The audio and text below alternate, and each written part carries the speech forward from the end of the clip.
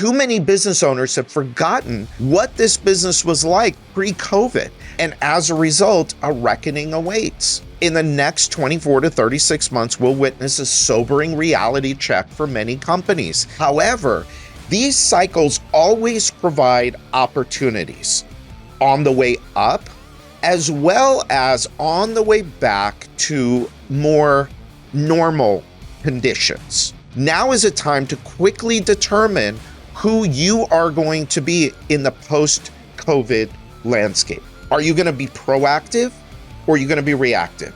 Are you going to make excuses or are you going to make money? Hey, everybody, welcome to the Wealthy Contractor podcast. Brian Kaskavalsian here, and I'm going to say it. I'm going to say it out loud. You're not going to want to hear it, maybe, but I got to say it. The COVID boom is over. Sorry to be the bearer of bad news or to be the one that says out loud what most of us are thinking, but it's kind of my job. You know, at the Wealthy Contractor, we're all about tough love and hard truths. And it's not because of my ego, but because the only way we get better is by acknowledging the truth. Good, bad, ugly. So once we acknowledge the truth, then we've got to adapt to our new conditions and we've got to keep moving forward. Now, let's be honest, as an industry, we benefited big time from COVID. Demand for home improvements soared to unprecedented levels. And as a result, companies were flooded with leads. Like never in my 30 plus years in the home improvement industry have I ever seen so many businesses do so much revenue so fast. However, as they say, all good things must come to an end. For those of us who have been through these boom and bust cycles, this is nothing new. I mean, personally, I've been through more of these than I care to admit. However, these cycles always provide opportunities on the way up, as well as on the way back to more normal conditions. Now, over the last few years, I've watched companies that worked hard for 20 plus years to get to 10 or 20 million in sales, all of a sudden skyrocket to 50 and 120 million in sales. I watched as companies that just opened their doors in 2018 or 2019 go to multi-millions in sales in less than 3 years. Just about everyone in our industry, including owners, salespeople, installers, benefited from this unprecedented, once-in-a-lifetime phenomenon. Now, it wasn't sunshine and rainbows for everyone. At one end of the spectrum, we saw companies that not only managed to add substantial revenues, but also earn significant profits. And as a result, many great companies were acquired, making the owners rich. And in some cases, like really rich, like fantastically rich, like private jet rich. I say good for them. I know many of them. And I know how hard they worked for years to develop strong pricing models, profit models, value add selling models, while developing great people, reliable and repeatable processes, and valuable customer relationships. Now, conversely, we are going to see a lot of companies go out of business in the next 24 to 36 months. I know that is a horrible thing to say, and it doesn't give me any pleasure saying it. However, remember, I'm only speaking about hard truths here. My intention is not to put anyone down, pass judgment, or stroke my own ego. It is to help people create more success, more wealth, and more freedom from their business. Too many business owners have forgotten what this business was like pre-COVID, heck, pre-2016. And as a result, a reckoning awaits. In the next 24 to 36 months, we'll witness a sobering reality check for many companies. It's not a pleasant forecast, but it's a necessary truth to confront. So here's the harsh reality we're facing today. A lack of effective and diversified marketing strategies, An over-reliance on aggregator leads, sloppy lead management, careless management of the selling system, neglecting long-term customer relationships, and putting off profitability for the sake of growth will prove fatal for many businesses. Now is a time to quickly determine who you are going to be in the post-COVID landscape. Are you going to be proactive or are you going to be reactive? Are you going to make excuses or are you going to make money? Are you going to roll over, slow down, give up, and be eaten up by your competition? Or are you going to get up every day with the right attitude and focus on becoming the best entrepreneur you can be? Your choice. Now, if you're going to take this head on and not just survive, but thrive and live the life of the wealthy contractor, here are 4 key areas I believe you need to focus on right now. Number 1, leads. Leads are the lifeblood of any business. Demand for home improvements has slowed down, in some cases, way down. Many companies are already feeling the crunch of lower lead flow. Your ability to generate enough leads to keep your sales team active and deliver enough sales to make money is one of the leading responsibilities of a successful home improvement business owner. From my experience, and almost without exception, every single home improvement millionaire, wealthy contractor, if you will, I know is a master of marketing. Whether they wanted to be or not, they figured it out. The next couple of years will be a test of your marketing skill, your ability to effectively manage lead flow and maximize your marketing opportunities through lead efficiency. For the last few years, there's been an over-reliance on aggregator leads and abdication of responsibility to internet marketing companies for passive lead flow. There were so many leads in the system that you could essentially outsource lead generation. But this is not how the game is won. Like it or not, you're going to have to take control of your lead generation and diversify your lead mix. Now, don't get me wrong here. I'm not saying you shouldn't use aggregators or internet marketing companies. What I'm saying is your reliance on them for more than, say, a third of your business, 30 to 35% of your lead flow, is a recipe for disaster. So starting today, you have to do an audit of all of your lead generation activities. You have to look at how many different lead sources you have.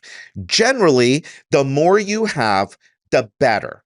The profitability of each source and whether or not you can scale that source.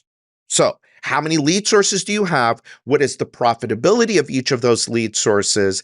And whether or not you can scale that source, if it's a good one, if it's a profitable one. The best-in-class companies will have dozens of lead sources.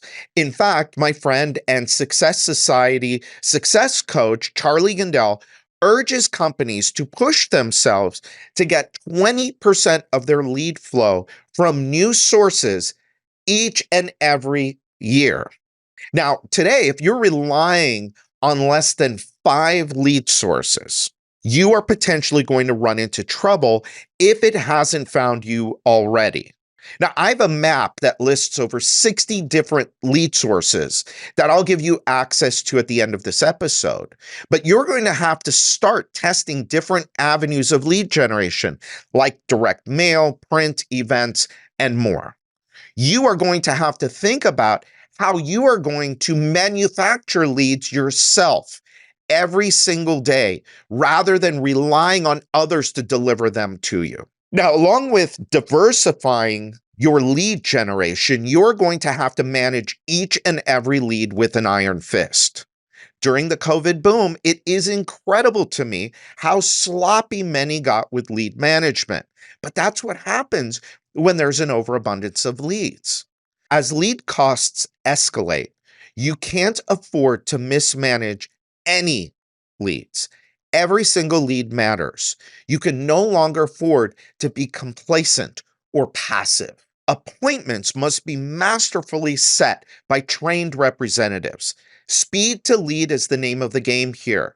The goal is to get in the house within 48 hours, ideally within 24.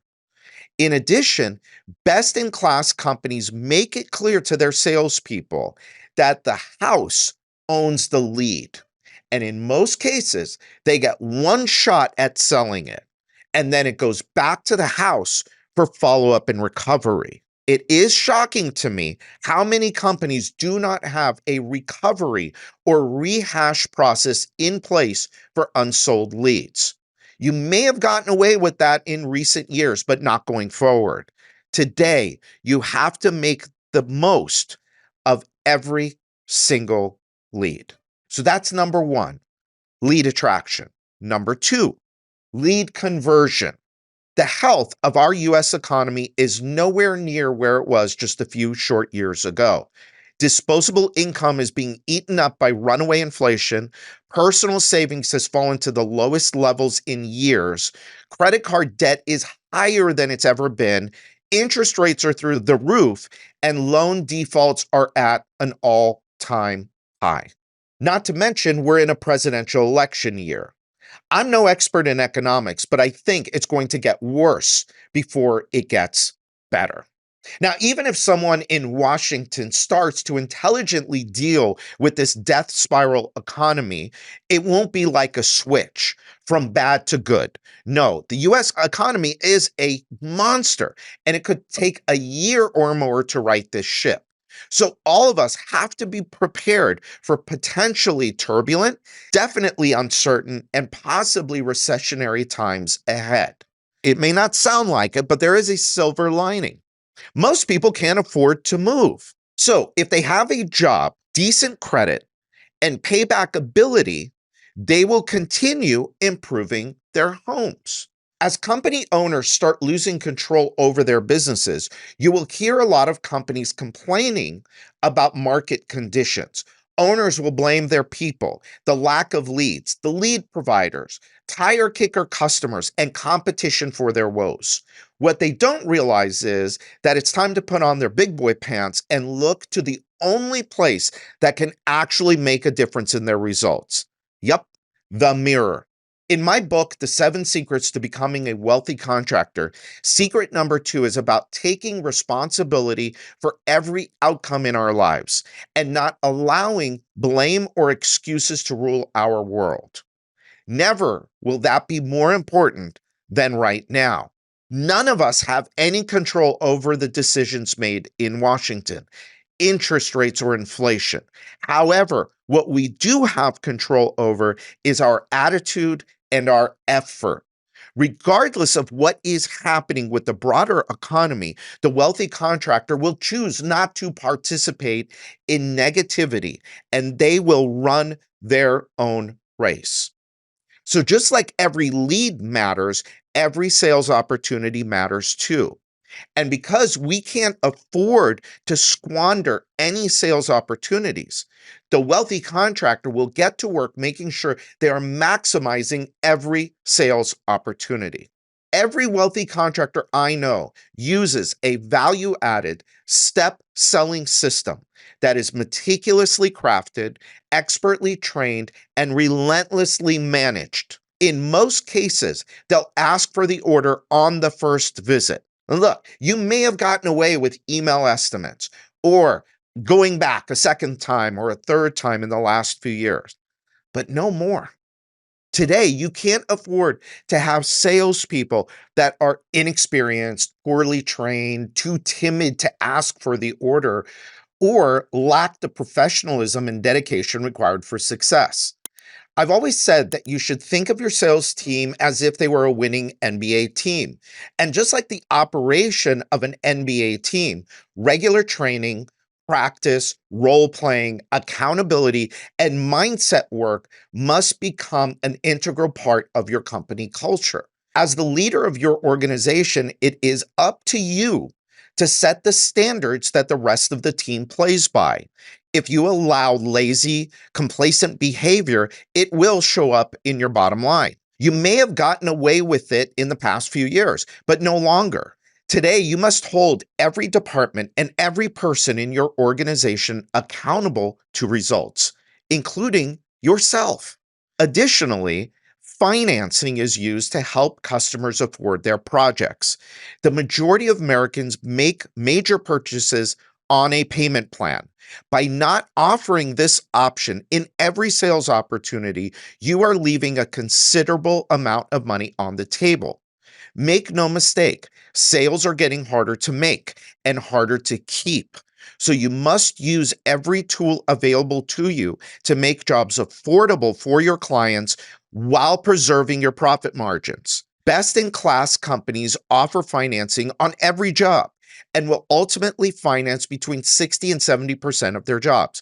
Financing has been proven time and time again to increase closing percentages and average order size. Now, an aside here. Many of you will face increased competition from a very unlikely place, and it will add a new layer of potential complications to your business. This competition will come from your subcontractors. Think about it.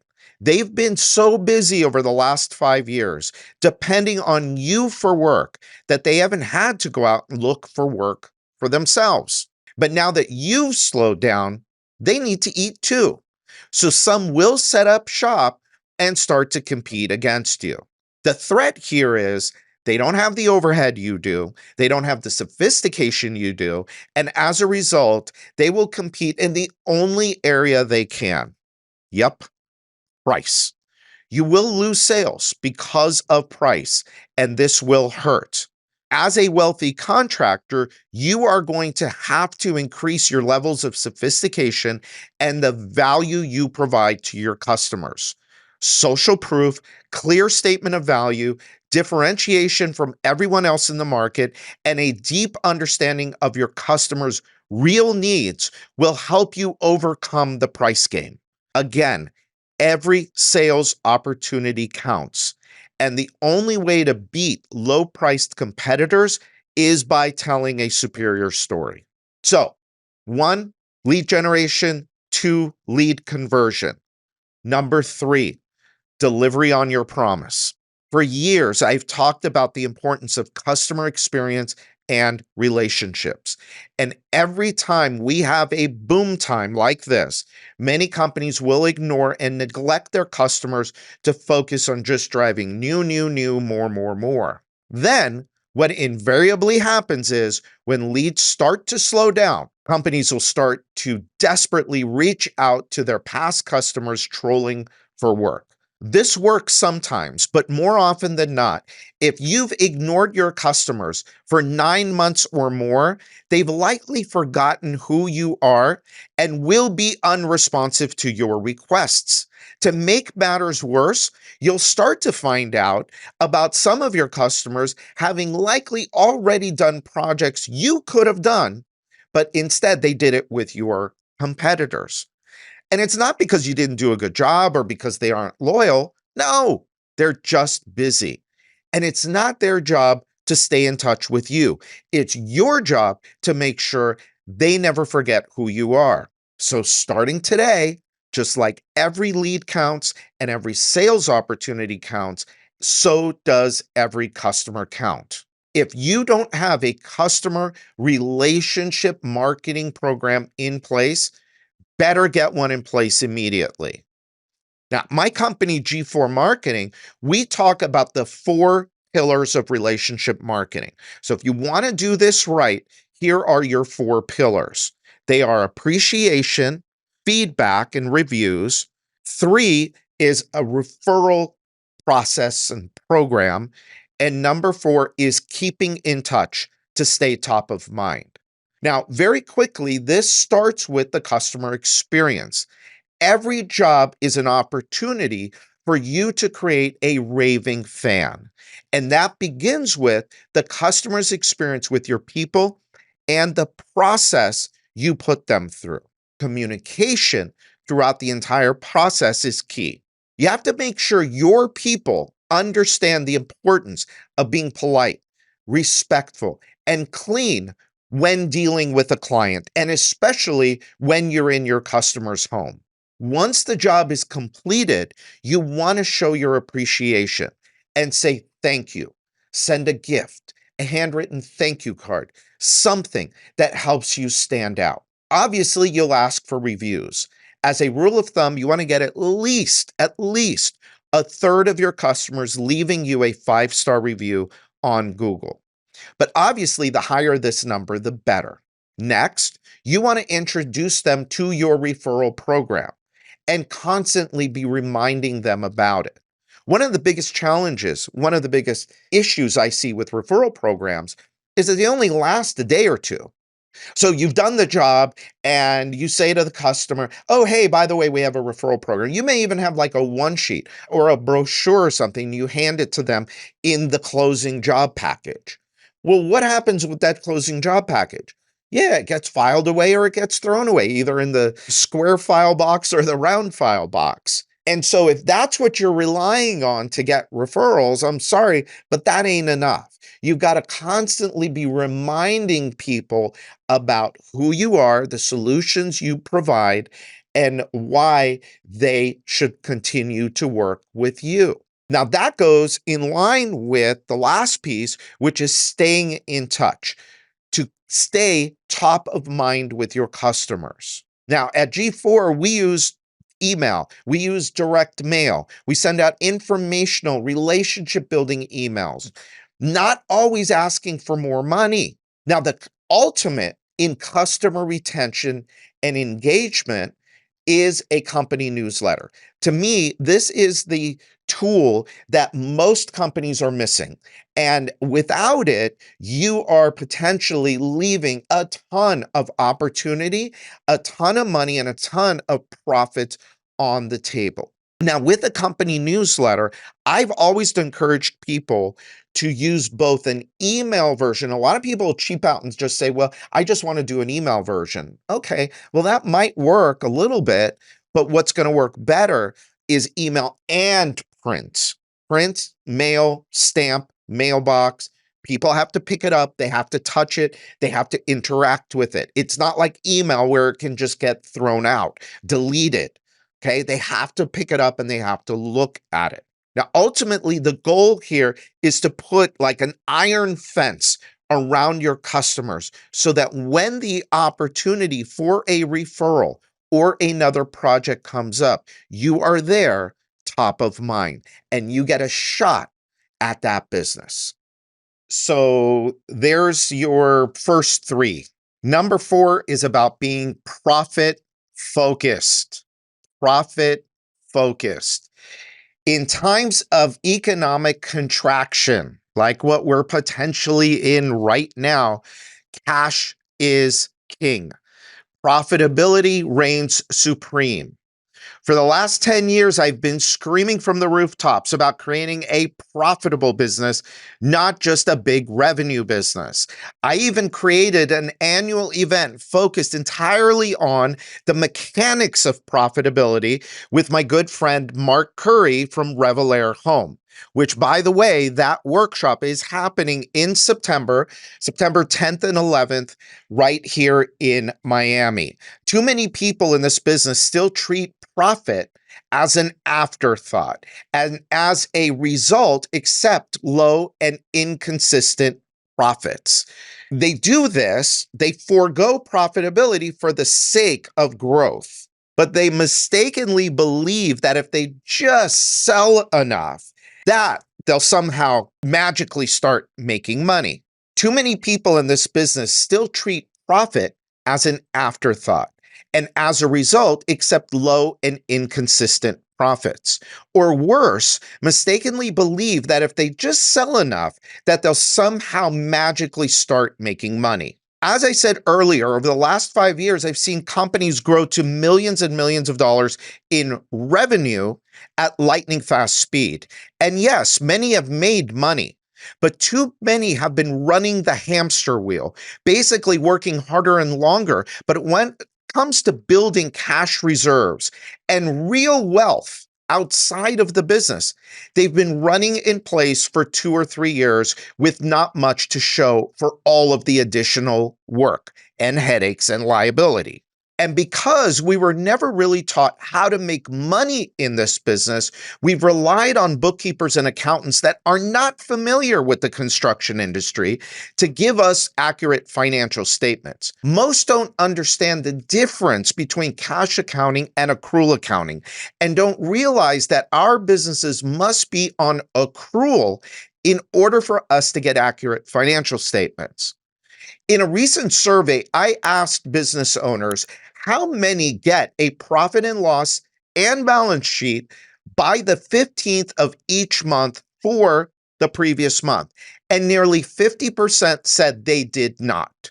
Again, not to be judgmental or put anyone down, but shame on you. Your profit and loss is not only your ultimate scorecard as the owner of a business, but it's also a tool for making important business decisions.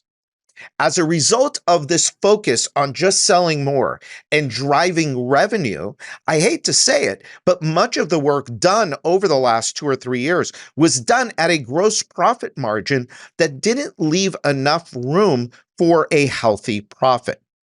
When you have accurate financial statements, you can make right pricing decisions so you can protect your gross margin and your net profit. Additionally, there was so much business created that it strained our suppliers and installers. And as a result, companies piled on millions of dollars in backlog. Now, for the last 18 months, I've seen a lot of companies relying on their backlog for revenue, and that has given many a false sense of security. As backlogs are coming back down now to more normal levels, you have to be increasingly vigilant about your sales versus install levels. When your monthly installation numbers exceed your sales numbers, it can seem like you're making more money than you really are. But beware, Mark says this all the time. Your business is most profitable when you're going out of business. Okay, when you're going out of business. And when you're installing more than you're selling, sorry, but if you don't right that ship, you're on your way out of business. This again is where having accurate financial statements and a deep understanding of what those numbers tell you will help you navigate the uncertain times ahead. But rest assured, there is a formula and a framework for making money in this business. And let me be clear here. I believe a healthy profit in this business is somewhere between 15 to 20% of installed revenue. And by the way, here's how we define profit. Profit is what's left over after everyone and everything is paid, including you, for the job or jobs that you do. But again, too many company owners have been willing to forego profit for revenue growth, mistakenly believe that if they just get big enough, they'll start to be profitable. From my experience, this couldn't be further from the truth. I pose this question to people all the time. If you haven't figured out how to make money, 15 to 20% net profit on 2 million in revenue, what makes you think you'll make money at 5 million or 10 million? I have talked to more business owners than I can count about what they really want from their business. After I get past the superficial answers and I peel away a few layers of the onion, I'll undoubtedly get to answers centered around freedom, around money and time. That is, as entrepreneurs, we want to make lots of money and we want to be able to control our time, have freedom over our time so that we can pursue whatever the best version of our life is. And so in every single case, the only way you truly get what you want from your business is by being very, very profitable. But what they're doing in their business is not getting them any closer to their ultimate goal. In fact, in many cases, it's taking them in the wrong direction. Just the other day, I spoke with an owner that is doing $40 million in revenue. His net, 4%. Now, I don't know about you, But that is a lot of work, a lot of risk, and a lot of liability for such a small net profit. It's shocking to me that the majority of owners doing multiple millions, even tens of millions in revenue, are making less than a 10% net profit. And yet, all they want to talk about is revenue growth. Let's just get bigger. Let's add more locations. Let's add more products. Ugh. That's what I say. Ugh. Screw that. I've been there. I've done that. Today, I'm in business to get richer and freer every day. The late Rick Grosso always used to say, revenue for vanity, profit for sanity, and no truer words have been spoken. Every wealthy contractor I know focuses on profitability, not just revenue. The number one reason companies go out of business is that they run out of money, period. And make no mistake, there will never be a more important time for you to commit to profitability than today, right now. In most cases, my advice to those earning 10% or less in bottom line profit is to actually slow down top line growth and focus on the bottom line. Think about it. A 4% profit on $40 million is only $1.6 million.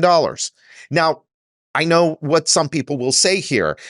Yes, that is a lot of money. Okay. But you don't need a $40 million business to make 1.6 or even $2 million. You can do it on a well-run business half that size. So back to the 4% net profit. If that owner continues with the same profit model, in order to produce $400,000 of profit, they have to sell and install $10 million of work. Now, I don't know about you, but that is, again, way too much work, way too much risk, and way too much liability for $400,000.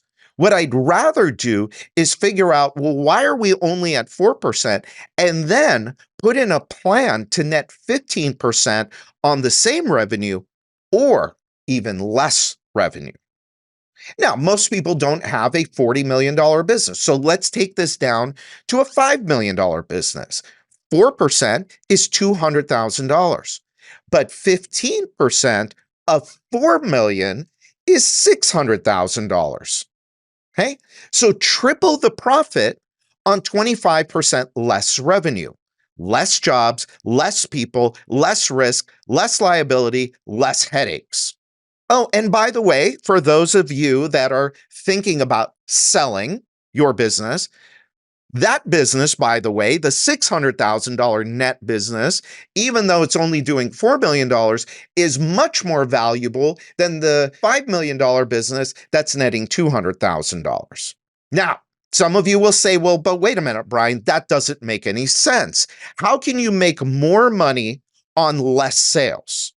Again, I will say there is a framework and there is a formula. One of the keys lies in your gross profit margin, which is tied to your pricing model, which is then tied to your selling system. The reality of it is a business needs to be engineered to make money. A business engineered for profit is a business built to last. So starting today, you need to develop a profitable financial model for your business and relentlessly work to the model. It's a simple model, but it's not always easy to execute. As the owner of your business, it is your responsibility to generate a healthy profit, not just for you, but for your family, for your team, and for their families. If you're not making what you believe you should, make a decision today to change. There are resources and relationships that will help you expand your understanding of profit. There are models you can implement and follow. But ultimately, you have to decide how important it is for you and what you are willing to do. If you want to take this on, then achieving high levels of profit requires operational excellence, which is what I think we should all strive for anyway. But it also requires a healthy mindset around money and wealth. You've likely heard me say this before. I think your business exists to create wealth and freedom, whatever each of those things mean to you. To create a business that is fantastically profitable, that leads to real wealth for your family and security for your team. In order to do this, you must work on your wealth mindset. I push every one of our clients and members in our Success Society to accumulate $1 million in their personal bank or investment accounts. People always are surprised when I tell them it's not about the money. Don't get me wrong, the money is great. But what is more valuable than the money is what it makes of them to achieve it. It's about the person you become, because the journey on the way to having $1 million, to becoming a legitimate millionaire, demands discipline, financial knowledge, resilience, problem-solving skills, integrity, networking abilities, and goal-setting skills. And what's awesome is when you do achieve the goal, you'll feel an incredible sense of accomplishment, and you'll find yourself with a new level of confidence in your ability to be a successful and wealthy business owner. So while the road ahead will be filled with challenges, it is also full of opportunities for people bold enough to act. I've laid out 4 key areas that I believe deserve your attention as an owner. The question is, will you do the work required to not just build an extraordinary business, but use that business to fund an exceptional life? I sincerely hope that as you're listening to this, I'm just reinforcing all of the great stuff you are already doing in your business. I've said it here before and I'll say it again. You are the hardest working person I know, and I believe in you, even on those days that you may not believe in yourself. I believe you deserve to be successful. You deserve to be wealthy, and you deserve to have a business that works for you. Again, whatever each of those things means to you. The COVID boom may be over, but your potential for success remains limited only by your imagination, your attitude, and the effort you're willing to put forth. The choice is yours. Will you be a passive bystander, or will you emerge smarter, stronger, and wealthier and freer than ever before? Now, I've put together a list of resources for you to help in each of the key areas I've outlined for you in this episode. You can download it from our website for free. On this list, I've included resources for marketing, for sales, and finances, for profitability. I always tell our clients that you don't have to figure everything out on your own. There are successful models you can follow, resources to implement, and relationships you can develop that will help provide shortcuts to success. So go to thewealthycontractor.com/COVID is over. Sorry, I couldn't think of anything better. Go to thewealthycontractor.com/COVID is over. I would also challenge you to set some time aside every single week to work on your own personal growth. The older I get and the longer I'm in business, the more I believe that up to 90% of our success is rooted in our mindset. It's about growing as a person and as a leader. Now, one of the resources I'll give you access to is the 4 numbers exercise.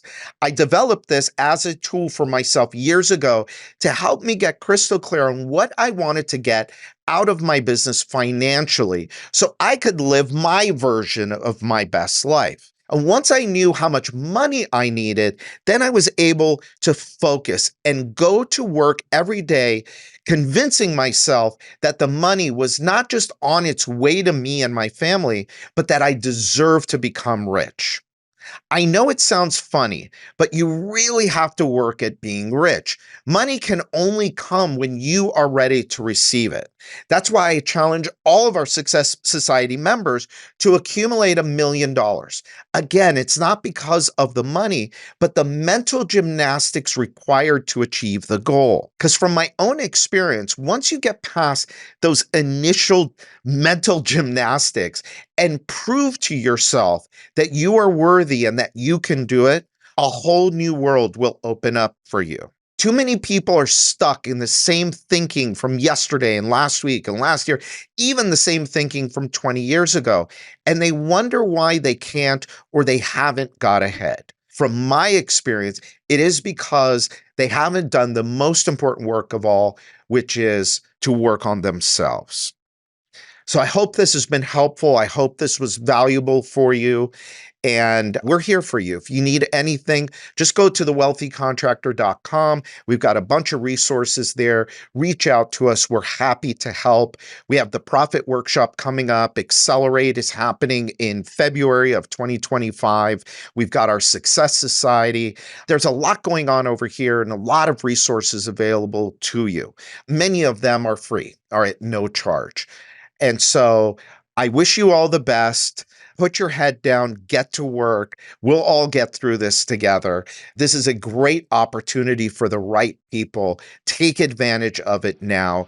Focus in on these 4 key areas, and you will do great in the post-COVID landscape. Until next time, this is Brian Kaskavalcian, and this is the Wealthy Contractor Podcast.